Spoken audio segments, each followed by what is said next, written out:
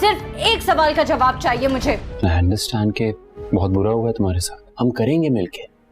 اتنی بے اعتباری کیوں؟ کوئی صفائی کوئی دلیل سننے نہیں آئی ہوں میں یہاں. میرا بھروسہ ہمارے رشتے پر سے ہی اٹھ گیا. اور میں ہوں تمہارے ساتھ، تم جیسے کہو گی جو کہو گی وہ ہوگا. آپ سے اتنے کمزور اتنے بزدل ہو گئے کہ مجھ سے چھپتے پھر رہے ہو. مجھ سے کچھ مبشرہ یہ سنتے ہی کہ زید عائرہ سے شادی کرنا چاہتا ہے بہت ٹوٹ جائے گی. زید جس طرح عائرہ کے لیے گھر چھوڑ کر جائے گا، مبشرہ کے لیے یہ سب کچھ برداشت کرنا مشکل ہو جائے گا. مبشرہ جو کہ اپنی میں بہت آگے بڑھ چکی ہے، وہ یہ نہیں جانتی کہ محبت کیا چیز ہوتی ہے، لیکن یہاں پر اسے زید سے محبت ہو جائے گی.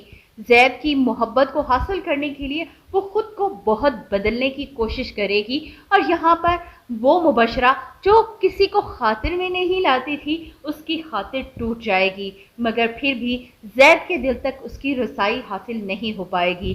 زید عائرہ کے لیے اپنا گھر چھوڑ دے گا. اس کے والد تو اسے پہلے ہی کہہ چکے تھے کہ وہ اس کے نام کے بغیر کچھ بھی نہیں، لیکن زید کو بھی اس بات سے کوئی فرق نہیں پڑتا. وہ اس گلٹ میں مبتلا ہے کہ اس کے باپ اور اس کی بیوی کی وجہ سے عامر کی جان چلی گئی.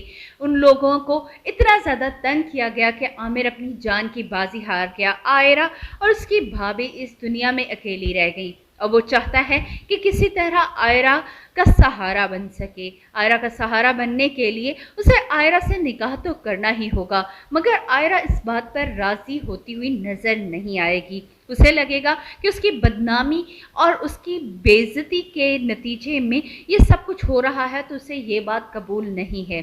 جس قدر وہ زید کے لیے بدنام ہو چکی ہے، اپنے بھائی کی جان داؤ پر لگا چکی ہے، اب وہ مزید کسی بھی نقصان کو برداشت کرنے والی نہیں ہے. مگر زید اسے تسلی دے گا کہ وہ اب ایسا کچھ بھی نہیں ہونے دے گا. وہ اس کی خاطر اپنا گھر بار سب کچھ چھوڑ دے گا. مگر عائرہ کو یقین ہے کہ مبشرہ کے ہوتے ہوئے اس کی کوئی بھی حیثیت نہیں ہوگی.